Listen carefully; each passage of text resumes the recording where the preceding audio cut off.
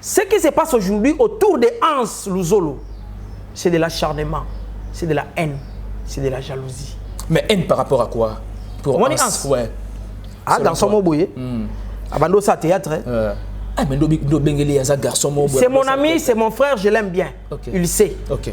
Mais ça, ah, garçon Moboye, cela veut dire quoi? Tu vas dans Moka, tu vas vivre à grand belé. Mais tout le monde a géré moi abimi. Abandi pour ça théâtre mouké. Ake poto.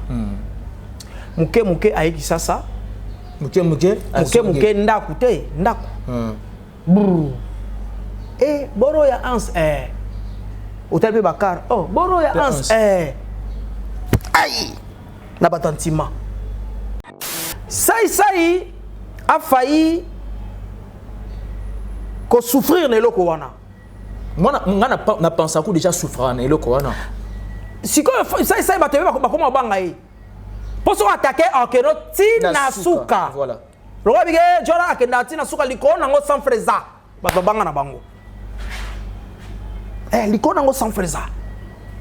Sikoyo Hans le roi azala ba moyen moko boy matikali comédien.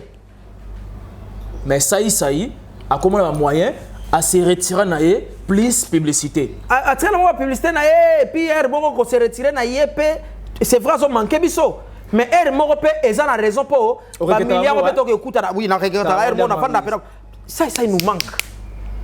Nous manque. Tu t'imagines tu vends des pédagogues on a trio. Ça et sauver vie de loin. Souka on a magie. Baba même on a kaluka mon pandi. Mais on a la magie hein. Ils a liwa. Ba beti no samba manyoko fritz koto. En se nous la douceur koto.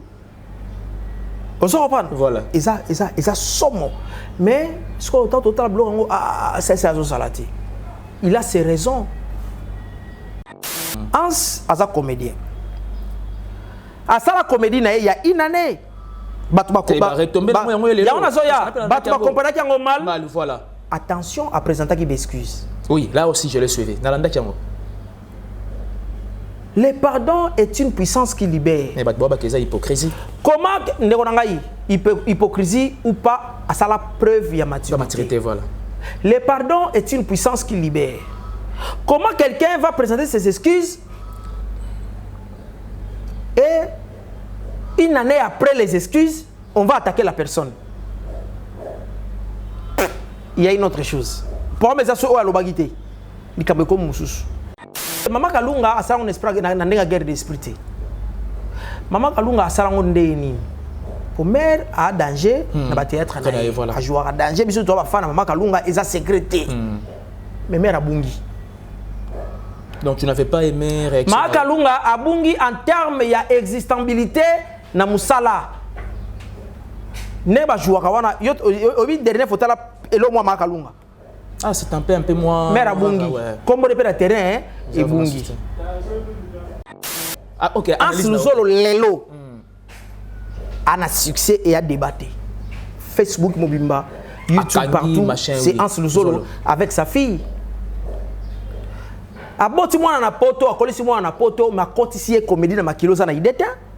Ba eki sasa basema mbaba dendo, basema mbaba kayabu, basema mbaba stade, basema comédie mo za idete. Quelle inspiration! Makalunga tali. Te tono odiembela na bimela ana kati. So na wabimela ngo. Mabimela ninga. Aluki dossier, asongi na dossier kala, o basengela pardon. Plus grave, ba innocent, ba to makamango etali bango te. Ba koti siko iska na benga acharnement. Pour citer les noms, je crois, de 5 personnes. Et sincèrement présenter mes excuses na Batouana. Je cite Monsieur Kofi Olomide. 1. Monsieur Gabi Chabani. 2. Le patron du Congo. Monsieur Jimmy Mukendi. 3. Monsieur David Ntsala. 4. Et Monsieur Thierry Landou. 5. Parce que Bango, yo présenté mes excuses na Bango, mes excuses na yo pas na Bango, sauf Bango va présenter mes excuses pas na. Tengam na sengi Bango pardon. Mobosani mutumoko. O nga alina bakisela yo. Regarde la caméra quand même. C'est mon émission. Peut-être même sous Zakari Baba Choué. Te ye alinga ne négociation te na tika ye. Alinga ne négociation te. Bon, ye na bete de akara abenga pasteur nanga allez là, bon, on a bêta Kara. Mais sur le sur 5 euros. So peut-être dans le bas, pour la banque pour la pour la pour terminer la caméra, après le bas moko. Mais après total tobité, ce sont des bêtises qu'on doit arrêter. C'est ça. Vous êtes 2 milliers de personnes à nous suivre à ces moments à travers le monde. Salut et bienvenue sur Exemple TV. Et je l'ai toujours dit que là où il y a la présence de Ben Mavembo, nous apportons une nouvelle touche dans la communication. Merci beaucoup à cette marque de confiance, à ces grands messieurs. J'aime bien l'appeler toujours monsieur le journaliste, un confrère digne de nom, à qui je dis bonjour là où il est en train de nous suivre, monsieur Barézi Baza, et pourquoi pas à toute l'équipe technique derrière la caméra. Là, je vois Deo, merci beaucoup pour cette disponibilité, mais seulement il est vrai que c'est une première pour moi de passer sur cette grande chaîne où nous parlons de tout sauf rien. Et voilà pourquoi je vous demande la main sur le cœur de donner à cette personne, Ben Mavembo, en tout cas beaucoup de courage et beaucoup de chance de travailler en âme et conscience, de travailler d'arrache-pied, de travailler comme ces métiers nous demandent de travailler. Il a toujours dit ainsi. Il est même mon invité. On va essayer de parler aussi avec lui tout au long de cette émission. Je profite de l'occasion de dire un grand merci à celui qu'on appelle Simon Mavembo, la qualité souhaitable, et sans oublier Papa Flavien Mavembo, le chirurgien dentiste par excellence, Maman Émilie Mavembo, et merci beaucoup à tous mes fans, vous qui me soutenez de près et de loin. Je vous demande de s'abonner sur cette chaîne Exemple TV et je vous demande aussi de s'abonner sur la barre officielle. Merci beaucoup à la noblesse oblige Mavembo, futur juriste. Je tiens à vous signaler que l'invité qui est déjà sur ce plateau, avec lui, on va essayer de parler sur beaucoup de choses autour des actualités musicales. On va essayer de parler aussi, bien entendu, de parler sur tout ce qui est de nos artistes comédiens. En tout cas, ça fait parfois d'une part mal, parce que nous avons l'impression comme si avec nos artistes musiciens, avec nos artistes comédiens, le vrai amour règne par semblant. Mais on va en parler à long et à large avec mon invité qui est déjà sur ces plateaux. Il s'agit de Jérémy Yoka, héros vivant, à qui je dis bonjour Jérémy Yoka. Ouais, bonjour Ben Mavembo. Et une très bonne occasion. Hein. Ouais. Je salue d'ailleurs celui qu'on appelle le boss Junior Ngimbi qui me suit depuis chez lui.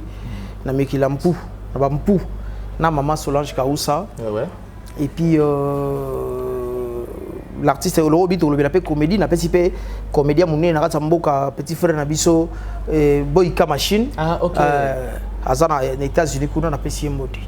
C'est un réel plaisir de t'avoir pour une première. Je pense bien de passer sur cette grande chaîne Exemple TV. Exemple TV, photo PS exemple de Mokili. Voilà. Et puis la barre officielle photo barrée route na batamité à Mabé. En tout cas. Bon.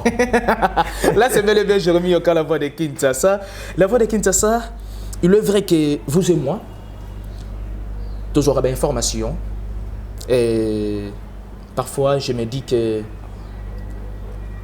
qu'est-ce qui bloque que nos artistes musiciens, nos artistes comédiens, de témoigner le vrai amour que Christ nous a recommandé, bibliquement parlant. Ce qui nous empêche de témoigner le vrai amour, c'est parce qu'on n'a pas le vrai amour en fait. Comme disait le chef de l'État tantôt, que Mboke c'est Koufa. Les gens ne comprenaient pas. Mboke Koufa, ils sont liés à Karabanzelate. Ils sont liés à un système de travail, ils sont liés à un Nzalate. Mais Mboko et Koufa, ça a commencé par la tête, par nos cœurs. Mais tout les Congolais c'est pour là. Mais tout les Congolais c'est normal. To comme na kata mboka bomo na mutu ibrato ayemba. Moto kangami na kurato we la refile poto laksa na ba Facebook na ba YouTube. Poto créer buzz. Poto créer buzz, to liambong. Mais tozo mona te que to sauver vie, to sauver âme. Toza na kata mboka muto dindra libulu. Ba to moni libulu to finiki yango elamba pembe. Tant moto nyata dindi, on sait qui souka na piège. Dans niveau congolais. To comme na mboka to moni bena jo oyo, biso to bien pasteur. Mais ba ata comment opposer. Soka craquete c'est ka kabo na nzambe. Mais to betere maboko. Le cas de l'ilesi. Tu es pour l'afro-pétage? Moi, je suis pour l'afropétage, mais je suis contre les comportements de Denis Lessi. C'est l'une des questions prévues, mais on va en parler. J'aimerais bien que tu bandanes avec nos artistes comédiens. Donc voilà. Ici, j'étais en train de parler par rapport à Amour Nabiso. Voilà. Kozanga bolingo, il y a un biso ba congolais to tika Denis Lessi na comportement communango. Kozanga bolingo, il y a un ba. Mais tu es direct apparemment. Ba bolingo sera direct pe ça faute. Moi, je préfère tuer les gens avec la vérité que de tuer les gens que de blesser. Plutôt, j'aime blesser par la vérité que de tuer par le mensonge. Okay. Parce que la vérité blesse, mais les mensonges tuent. Voilà. Monstre d'amour à l'Obanin.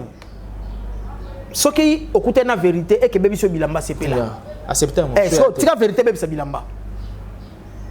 Prenons le cas, il y a des comédiens dans la Mokilouana. Ce qui se passe aujourd'hui autour de Hans Luzolo, c'est de l'acharnement, c'est de la haine, c'est de la jalousie. Mais haine par rapport à quoi? Pour Hans. Ouais. Ah, garçon Moboye. Abando ça théâtre. Ah, mais garçon Moboye. C'est mon ami, c'est mon frère, je l'aime bien. Okay. Il sait. Ok. Mais ça veut dire ah garçon Moboye, cela veut dire quoi? Tu vas dans Mboka, tu vas vivre baba grand belé. Mais tout le monde gère moi abimi. Abani pour ça théâtre mouké. Ake poto. Mouké aïe qui ça. Mouké ndaku te ndaku.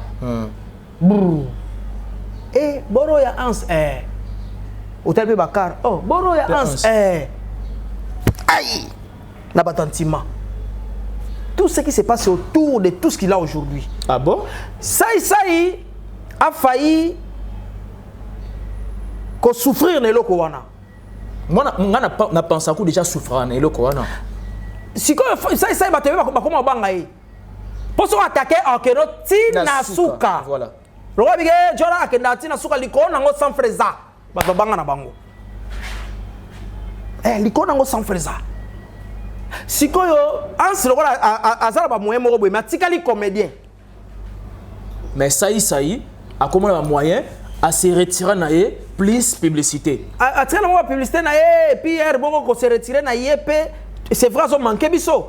Mais er moko pe eza na raison pour ba milliard pe to ke kuta oui na regret er mo na fanda pe ça il nous manque. Ça nous manque. Tu t'imagines to vandi pe na na trio. Ça et sobe vide loin.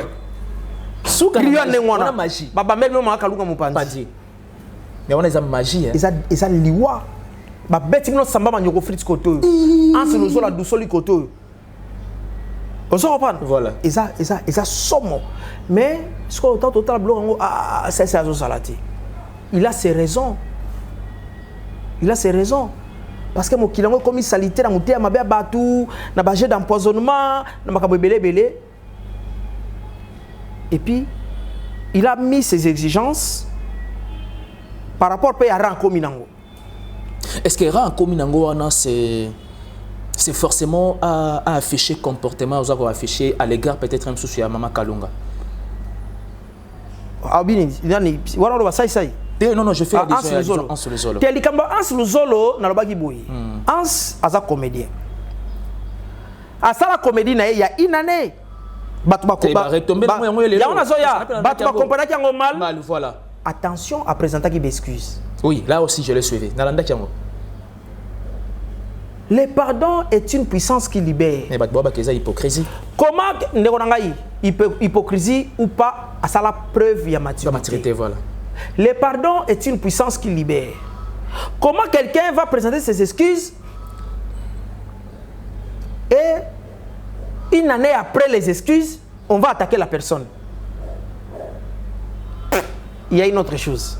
Pour moi, ça c'est au alobagité. Ni kabeko mususu.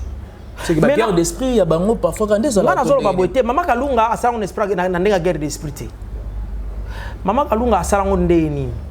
Pour mère à danger, na ba théâtre na a jouer à danger biso to ba fana Maman Kalunga eza sécurité. Mais mère a bungi. Donc tu n'avais pas aimé réaction. Maman Kalunga a bungi en termes il y a existabilité na musala. Ne ba jouer kawana yo obi dernier photo la elo moi Maman Kalunga. Ah, c'est un peu moins. Mère Abungi. Comme on le terrain, et Bungi. Mère a compris que pour la zonga, nana succès. Donc tu veux me dire que ou soit tu veux faire croire quand même na bato wala na biso que Maman Kalunga alinga Dieu mbela na c'est-à-dire na célébrité actuelle il y a un seul oh mais na bien la pona songa voilà ça analyse na ngai ah OK analyse lozolo lelo ana succès et a débatté Facebook mobimba YouTube partout c'est Ans Luzolo avec sa fille aboti mwana na poto akolisi mwana na poto makotisi comédie na makiloza na ideta baye kisasa basali mambo ba dendo basali mambo makayabu basali mambo ba stade basali ba comédie boza na ideta quelle inspiration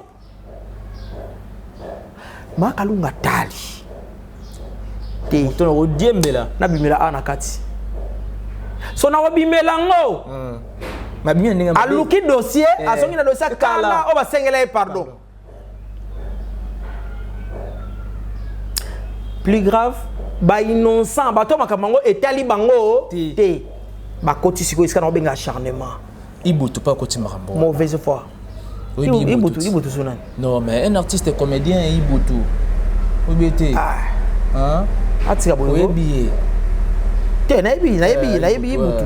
So na bi Ibutu sonani, cela veut dire entre Ans Luzolo na Maman Kalunga. C'est-à-dire apparemment comme si j'ai l'impression que je suis pas au moins à Maman Kalunga et à attaquer violemment Ans Luzolo et puis dans la duchesse. Te ba propos wana ezaki to côté. Au moni neti la duchesse. Mais vous avez courant ba propos ngo Ibutu lobby hein. To yebi ke ya lobby baza bato ba simaye consort. Ta robinet ainsi de suite. Te to tika biloko wana. Au moins la duchesse mboka bobimba e banda ko qualifier bongo. Na ça bongo te. Mais mon colloque, non, sur un voilà. Je me rappelle, à ça même pièce, mon père, mon boya, à se rappeler demain, sur tout le monde, à son noko. Voilà. Ouais, moi je pense que Zalaki, il avait communiqué. Dans sa communication, il y a un rato le barat, il y a un acte. Oh, ça a accepté que Azan Noko. La lycée Azan Noko, Ans Luzolo, je peux même bien parler de lui. C'est un frère, c'est un ami. Je connais Ans. Tango qualifié bongo saboy. Lequel au moins bien l'exemple mené. Il faut comprendre. Oui oui. Ça ça est là bien l'exemple mené. Comprenez la suite. Il faut comprendre. Donc et après discours va complexer. Ne ba faible. Ba faible. Oui, c'est ça. Ba faible. Bazaranine. Ce qui Jomo Azui, on va attaquer site. Batamilili, travailler, les autres ont travaillé. Parce que le travail assure l'indépendance. Les autres ont travaillé. Oui, mais ça n'a pas comme ça. Il y a ça makamusu, biso toraka za moto, on a sa publicité. Olingini. Il gagne son argent. Il sait économiser et puis il sait investir. Voilà. Donc, totika discours ya totika ba discours ya ko diaboliser réussite baninga. Tovandaki na kisasa a toyebi Ans nenga okemba otamola makolo na mutoki na ye atelemi likambo nini tovandaki a toyebi sai na mutoki na ye akomi fiston sai. Mais moi je me rappelle dans l'année émission mo ya Sila Bisalu alobaki apparemment comme si bango nyos wana onde baza un peu ba hypocrite. Ça ce n'est pas que les comédiens, ce sont des Congolais. Ba Congolais toza ba hypocrite. Toi na ba amour vrai té. Donc amour à semblant. Semblant ya faux. Mutbela a ce qui so boye. Longo ka tika jomo pe mena beto mambo ayoka na kombona. Je remis au cas personnellement et linga boye na comprendre na tout na pango. Personnellement, tu te dis quoi? Tant que vous lelo na culture comme bo vandi ensemble na baninga. Bo partager verre, mais yo suis bouteille na yo que ça petit besoin aucun nango. Yo moi personnellement, tu te dis quoi? Non, parce que confesse les raté. Toi sur la commentaire confesse à mninga zatin. Oh, on a vu faut ça la webi que non, ngade la vandi a ben za na hello zate ben. Voilà. Lisu na kenanga. Mais so na comme ko bangela na ben. Na mo bangela na Vincent Onokamba, na bangela Deborah Kapiamba. Na bangela bato ko ba Julien Botalatala. Non, c'est que Rosa Sundingo na te. Na bangela ba Jérémy Luemba te, mutaka na ba camarade na ye ba vrai. Wana ba leki no ba vrai. Wana ba yano ba vrai. Na kata mboka vrai za le soute. Ngaza ba sa grâce na ba vrai na nga, ba Jafar Amani vrai. Ba John Mopondi, l'évangéliste honorable, pasteur na nga vrai. Ben Mavembo, petit frère propre, vrai. Deborah Piamba, vrai. Nanzala, Nabozui, Tozaranaï. Il faut avoir de vrais. Il faut avoir de vrais. C'est exactement ce qui se passe avec les artistes et comédiens. Namo Kiliwana, n'a pas comédien, n'a pas musicien, n'a pas journaliste, n'a Congo Mobimba, ba vrai ba sibi. Na kata veni, au moins na camarade mo salisa ki mingi. Donc ba faut ba gagner ba vraiment mbango. Mbango ouais. Parce que ma bezara facile à imiter. Yango moni de moi-même. Na baki pourquoi faut-on vivre na baranki na kata mboka? Tu sais, moi, j'ai appelé mon ami BG Manda. Moi. Ok. Je lui ai parlé au téléphone. On doit se serrer la main. Nous sommes des frères. Toi et là, Nini. À défaut, c'est mon frère. BG Tokene Moussika. Moi, c'est Nabana Bayeba, c'est Nabana Bayebani. Est-ce qu'au temps niveau déjà? Mais peut-être, pour Nabatu, pour Namutumoko. Bandeko nangai na mokili ya théâtre wana non c'est mokili ya théâtre na mokili na biso ya Congo totonga bolingo bato bana bolingo te qu'ils te font l'amour. Toi exemple ya Wenge, voilà, pour une fois ils nous ont prêché l'amour après 20 ans il y a 10 après 25 ans 25 ans même, voilà. Batei biso bolingo bazonga nesika moko na moni wera na jibe bolingo na moni manda na Adolphe ngil bolingo na moni Emelia na moni batutu na bité mboka ezaka boye. Réconciliation Wenge, tout ça lango partout. Voilà. C'est un réel plaisir, Jérôme Yoruka, avec tes propos concernant nos artistes comédiens. J'aimerais bien que cette fois-ci, tu abordes quand même le sujet de la conférence de presse de Ferregola. Le vrai que c'est une conférence qui crée beaucoup d'encre et salive. C'est une conférence, il y a beaucoup de polémiques autour de ça, c'est dire, et y compris aussi presse qui présente. Bah, si même combo, il y a presse wana. Oui, ils allaient qui couvrir la conférence de presse de Ferré, club d'amis. Comment toi tu réagis en tant que journaliste, en tant qu'analyste socio-culturel, en tant que Congolais aussi et amoureux de la culture? Bon, na club d'amis wana bangi wa biso ke adoyu wasanani. Parce que na mona ga adoyu na kati. Également. Ba camarade bazaki mo ebele na zuipe honnêtement tant ya kotala. Comment ça passe mon maté? Voilà, parce que c'était. Mais quand même, na mona ki moi image, na mona ka moi image mukebo na moni adoyuwe. Ndeko na ngai. Leo na kata mboko yo musala adoyu wazo sala to cha nani. Il fait un bon travail. Il fait un bon travail. Le quoi déjà na mona ka adoyuwe na kati ngara respecter conférence de presse wana. Ah, attends, le jour adoyuwe. Mais c'est un monsieur que je respecte. Ce n'est qu'une petite unité, peut-être même pour nous mascara, il y a conférence de presse. Parce que personnellement, j'ai eu le temps suffisamment, on a même direct. Nassali constant, apparemment, comme s'il y a eu plus de questions d'intimité, d'affinité. Ce sont les mêmes personnes. Bon, en tout cas, honnêtement, Nathalie Ango Penzate, au fond, ton ayo kaba question, ton amona bilongi ba tala ipenate ngara tala image plan mo d'ensemble boye na moni ado yuwe na kat. Voilà. Et Marc Tabozalaki, c'est un professionnel. Mais il va traiter de jaloux ces derniers temps. Jaloux anani. Il s'est fait Marc Tabozalaki mona taboulay. Il va traiter de jaloux non. Ndeorangai. Ouais. Marc Tabozalaki mona taboulay. Oh, le roi mona taboulay ya rose la jaloute. Té, jana sinisa.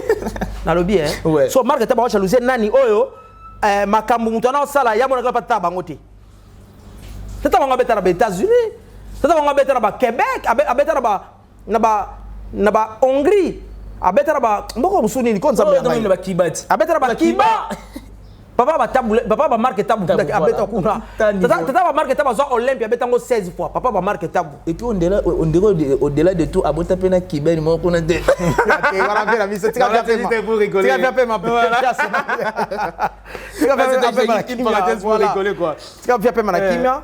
Donc, père marque tabu mamba sala. Et ça n'est pas un star. On n'a pas besoin. Marque tabu n'a pas besoin de toka trop. À ça l'émission na tant abandé émission maman. Moi la table est en émission. Après batouké maman la. Il y a des tendance c'est pas bongo. Déjà moi la table là. Voilà. Donc à cause de la complexité. Moi la table à cause de la complexité. On a vu que Mokota Marketa Wabi, Bisson, on a pas mené par le bande de la Bisso, Baoumeli, pour oser la base d'instrument. T'as un niveau. Pour oser la taboulée. Et ça. Et là, comme on est au Saranangote, Bamona Papa Wimba, Bamona Patoso, ne Baoye Panabango. Baokena complexe à Batouti. Moi, je ne suis pas en train de défendre Marc Tab Soginegeni, mais je sais que c'est un professionnel. Tout le monde m'a pris famille ça la salle. Il a battu un bon travail pour la culture en Boka. Et Bazala Kiwana, j'ai déjà cité 2 professionnels on a monaki, à moins que Natala Souba image en haut. Si tu as la question d'affinité, ce sont les mêmes personnes qui n'ont pas fallu pour la question d'affinité. Ce sont les mêmes personnes qui n'ont pas Fabregas pour la question d'affinité. Cela veut dire quoi? Que d'une part, cela veut dire que d'une part, voilà. La presse aujourd'hui est divisée. Non, moi je ne suis pas là, je sais que c'est divisé. Mais les journalistes d'aujourd'hui sont devenus plus des flatteurs. Tu n'en fais pas partie parmi ces gens-là, non? Il y en a qui ont une question, tu as une question toujours pertinente. La question est sans sa brutalité. Oui, c'est ça. C'est-à-dire, avant de répondre, il faut me la nommer. Pour mon remise à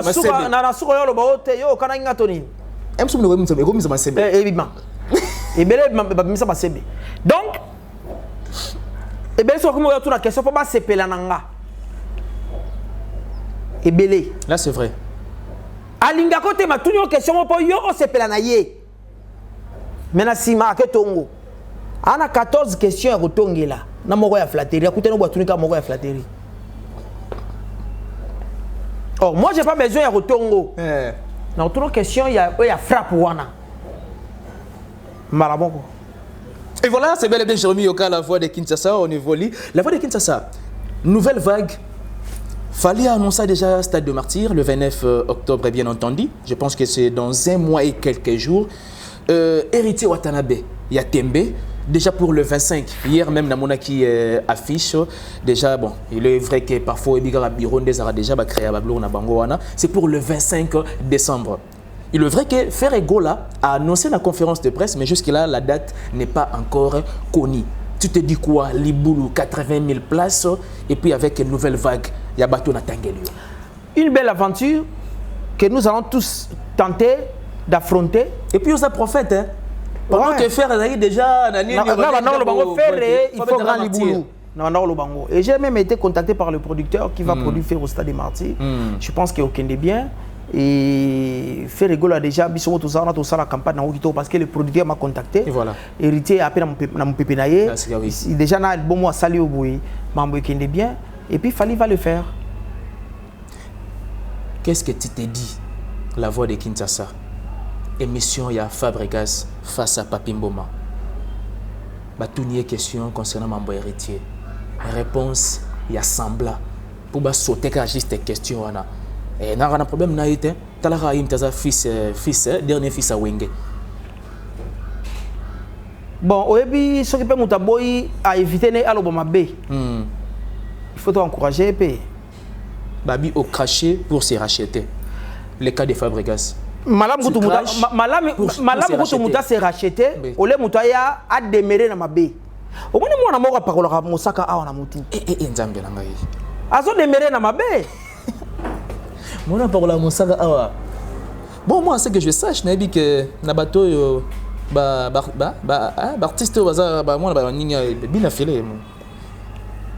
N'a évité ceux qui les filets ou quoi, mais je sais, c'est un garçon. Il y a un garçon à parole à Mosaka Awa, à se démérer dans ma baie. Parce que ma baie n'est ni nous à se démérer. Eh, à Bengani fan, na concert, en plein concert, a présenté Besquiz dans l'une de ses émissions. Quand on a 4 émissions, au Sengi, pardon, au craché les anciens patrons.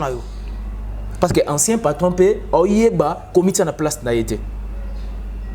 Moi, je pense. Obi, par rapport à moi, il y a un dengue, Koloba Moutorab, maestro, comité à la place n'a été, on a retrouvé au méchant. Pourquoi?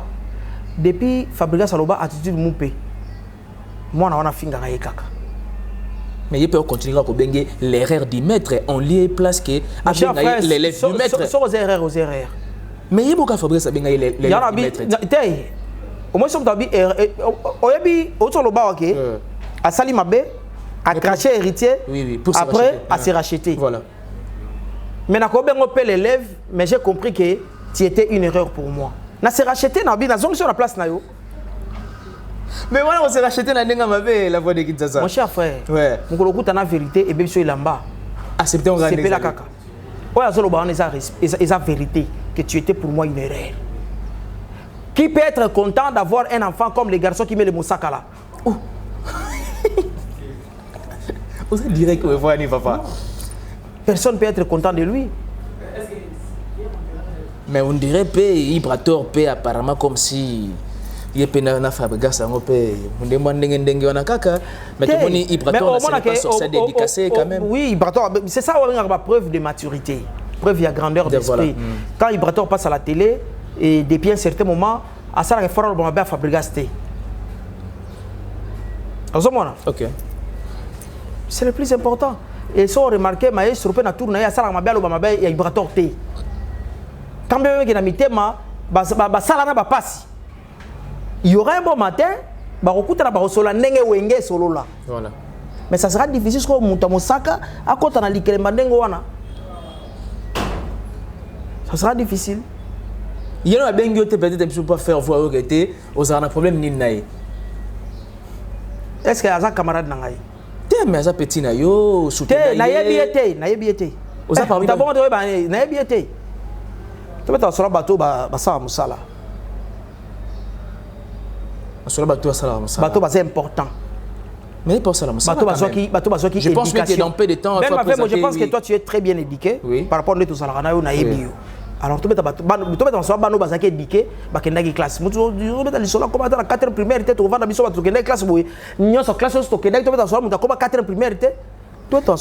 Classe. Un grand merci en tout cas à tous nos abonnés et ça fait plaisir quand bien même parfois avec l'invité. Ça se passe ainsi. La voix de Kinshasa, je pense bien que lentement et sérieusement nous attendons au terme de cette émission. La musique congolaise est toujours dans la polémique déloyale et en tant que fils digne du pays, tu te dis quoi? Je me dis polémique est important mais à la loyauté. Et ça likambu na beska suka yango wana. Polémique est important, ça la likamburango, mais tobo ça n'a pas loyauté, tobo ça n'a pas vraie valeur. Il faut monter à la vraie, il faut monter garder ma valeur. Il faut pas tout déborder dans le langage, il faut pas tout les acabattre dans dimension moro pour tout regretter dans le lobby. OK. Vous comprenez? Ce qui est na yo corriger oté place na yo na zamba isa pena dongi na zamba ndangi il faut vivre ce ba mboloko na ba mpakasa wala mwana ya chaka musaka sa place est là-bas, sa place est là-bas. Biso ça peut ba buzo bati oui mais ba buzo ba moko et salami po ba salisi yo et puis après otali yango lobi non. On va arrêter. Il faut arrêter. Voilà pourquoi j'ai saisi l'opportunité pour citer les noms, je crois, de 5 personnes. Et sincèrement présenter mes excuses dans Batouana. Je cite M. Kofi Olomide, M. Gabi Chabani, le patron de Congo Web. Monsieur Jimmy Mukendi, 3. Monsieur David Ntsala, 4. Et Monsieur Thierry Landou, 5. Parce que bango yo présenté mes skills na bango, mes skills na yo pa na bango saute bango ba présenter mes skills pa na. Tengam na sengi bango pardon. Mobosa ni mutumoko. O nga lina baxela yo. Nani? Regarde la caméra quand même. C'est mon émission. Mutamoko mo nani? Peut-être une chose à Kariba baba soué. Te ye alinga ne réconciliation te na tika ye. Alinga ne négociation te. Bon, ye na bete de akara abenga pasteur nanga ale là bon na bete ikara. Mais sur battre sur 5 yo. So peut-être na loba mabe pour na bango ya pour na nani. Pour na zakle. Pour terminer la caméra, après le loba moko. Mais après total tobité, ce sont des bêtises qu'on doit arrêter. C'est ça. Très cher frère et ami Jimmy Mukendi, David Ntsala, Thierry Landou, moi. Obiko il dit question nanga oyo indirectement. Mais ça question na bongisa ki na suka. Oh, question. Na bongisa lo question na suka parce que j'ai suivi pas mal de tes émissions. du fait que tourne à l'Andaka, en tout cas, nous sentons réellement vraiment que c'est la tête qui tourne. La voix de Kinshasa, il y a toutes nos questions, mon boy. Babiyo, un certain moment, comme un rancunier. Qu'est-ce que c'est que tu as dit?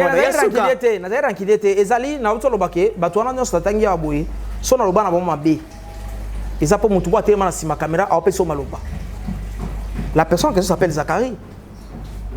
Elle s'est photo continuer depuis Nazala Ngaboko Jérémy Yoka, monsieur indépendant, le potier, le père du moment, héros vivant et historique. Au ça la part des choses. La fille Garabatouté. Mais na koya na vérité moi tam se biso la mba mais na fingi yoté. Voilà. Voilà pourquoi na sengi bande konyo so na pardon. Kofi Olomide, je te présente mes excuses na sengi pardon. Monsieur Chabani Record, le PDG na sengi pardon. Monsieur David Nsala na sengi pardon. Monsieur Jimmy Mukendi na sengi pardon. Monsieur Cheriland na sengi pardon. Bato nga na finga. Ils ont honnête la conviction na oté. La conviction na ngate joma tem na sima peso maluba. Mais na sengi bango ba excusez nga tout ça ba tout bossa nango. Je te lis, tu parles avec ton cœur. Hein? Ouais, je suis quelqu'un du cœur.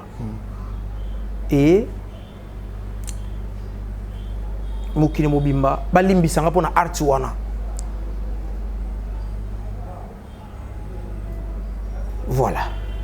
Mot de la fin par rapport à ce qui s'est passé, par rapport, disons, tout au long de cette émission, des sujets que nous avons abordés. Mot de la fin. Bandeko nangai na sengi na bino bozo habitude ya ko zalaka na biso de temps à autre. Et côté à la barre officielle, chaîne na biso kuna, to bando sala musala ya qualité.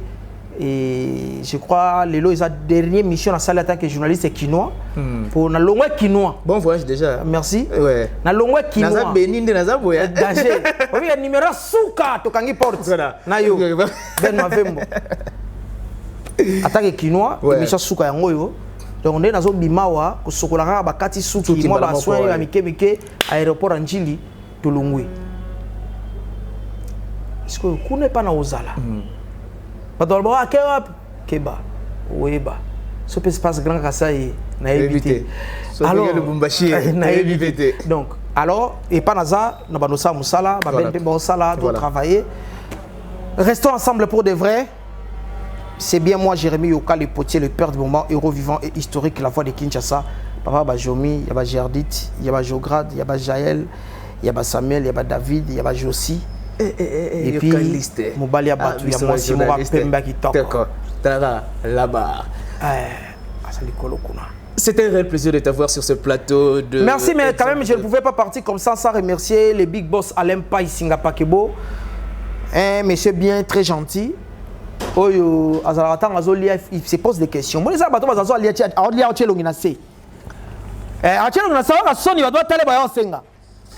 quand les boss Alain Pai mangent, c'est quand on a plein partage. Il se pose des questions. Est-ce que Jérémy aura lié qui? Oh non, nous t'es bon PC.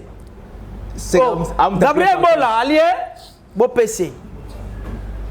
La vie faut s'en rendre. Faut un esprit à partage.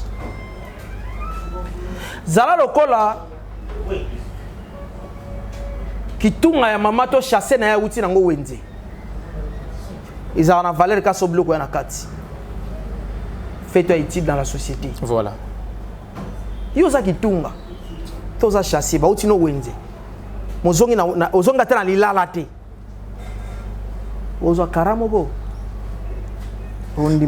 Merci beaucoup la voix de Kinshasa pour ton passage sur Exemple Télévision, la barre officielle télévision aussi. Je pense bien que là aussi nous allons encore donner le meilleur de nous-mêmes. Très bien, merci. Et surtout, que moi particularité au Salamoussa les Alara surtout. Merci Ben Mavembo. Ouais. Le savoir ne ment pas comme disait Maestro Fabro. Oui. Voilà ton travail et consibisoté.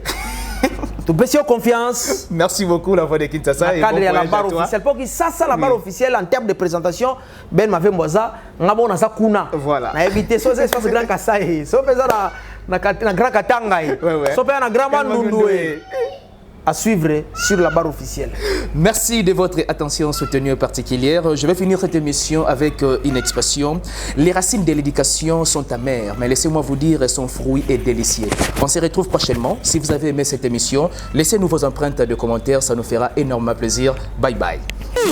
Yasika Eye avec la nouvelle formule de la pommade Toza Awatai, une pommade à 100% satisfaction, une pommade à base de plantes naturelles, et là pour vous satisfaire bien sûr le femme, et là pour vous mettre en valeur, pour vos agrandissements de fesses, seins, mollets et hanches, la pommade Toza Awatai est là pour vous satisfaire. Et les hommes, on ne vous a pas bien sûr oublié, la pommade Toza Awa est là pour vos agrandissements et allongements de pénis. Nous sommes sur www.tozaawatai.com et le numéro des contacts 06 05 50 23 18 06 05 50 23 18. Soyez les bienvenus.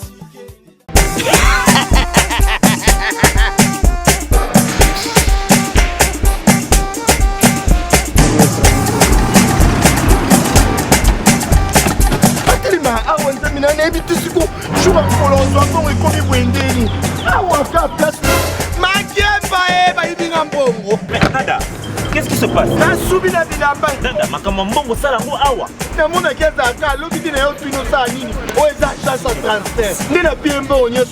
agence et transfert dans Nzela.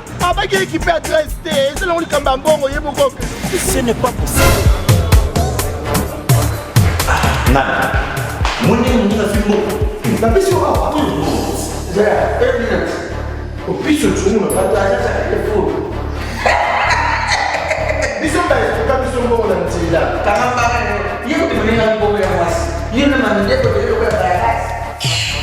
Bana okatanga pe ya bipai na bipai Yasika Eye lelo ndenge tozala baboye agence na bino ya sur FBT ekomi na adresse ya sur chef Katanga numéro 5 entre Njamena na Kambo. Yaya conseil est gratuit. Au moins makamba batanzela, botiki la batanzela, mais makamba transfert à mbongo. Totiki lango FBT. Misalane Kazinjo. Oko che. Bazui. Ce qui fait qu'on a baché. Tozui. Baso akaka. On sait jamais. Yamami. Tokiei.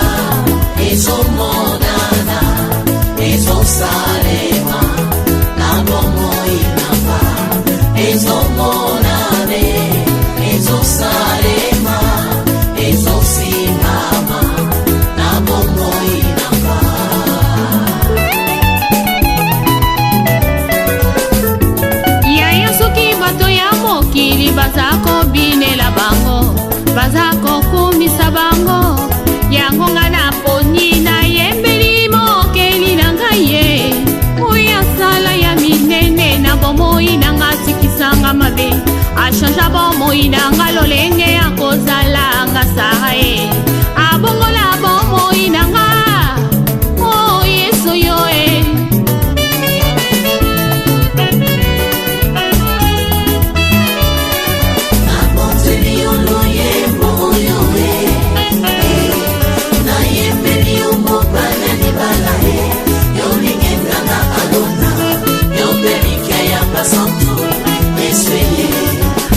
Sumu na ngai komi lokola ngola Zambe na bombo ye Yondo limisaka nga Pe yo petolaka ngai Tina nini natika nzela na yo Nakolanda se yo Kinosuka ya bomoi nanga Sunga bomoi nanga yawe Tambusanga na nzela ya semo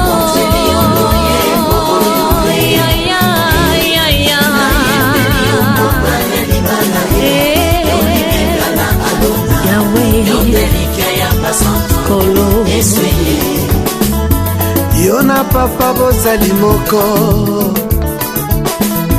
Salete yo na ngai tokoma moko Nazala mukanda yokoma makomi Na luyembo nanga bato basuwa bomo Na biloko yo nde mungwa yopesanga saveur Yo si yanga rivière papa inondenga Aikoni yo moto papa pelisanga Ozama ineve na pusa papa tulajenga Mwana mpate Alleluia nzambe na pomo Pembo nanga toi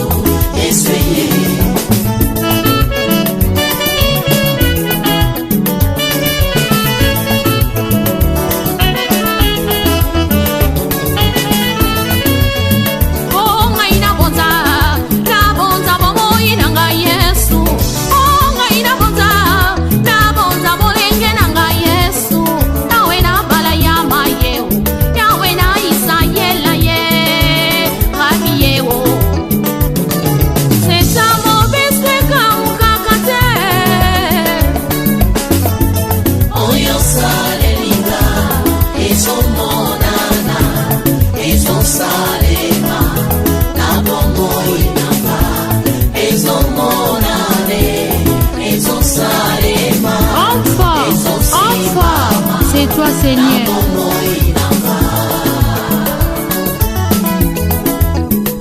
Ngaina ye kotombola kiti ya bokonti ye Ngaina ye kotombola trone na lola ye Rabi ye lipasa na nkembo ye Ata makasi esili ye Papa yonde opesaka nga makasi Ngaina sala na kasi nelanga na yowe Yondo pesaka nga bilei ya moli mokolo ya mosunyeza ya pamba ya molimo yango babengili lobana yoshila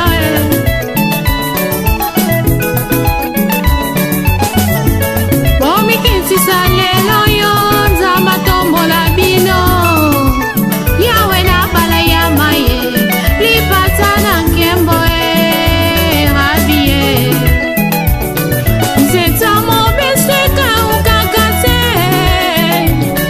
elike ya basantu kolo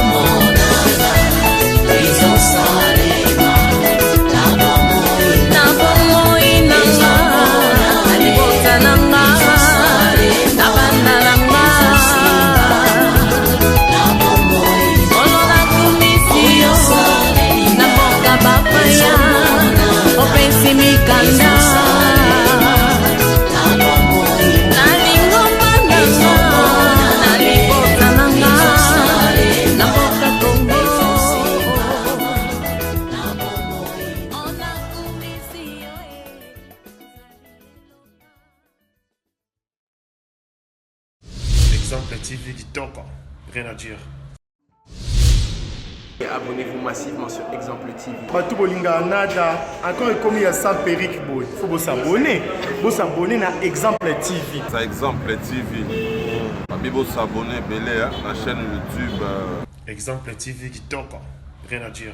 Yaya, un exemple à suivre, cette fois-ci Exemple TV. Si on voyait exemplaire en autres, non, il y a s'abonner. Exemple télévision, c'est vraiment un exemple à suivre. Il n'y a pas de polémique, il n'y a pas de conneries, il n'y a pas de... C'est vraiment... Il y a dans la lignée, il y a dans la nzela.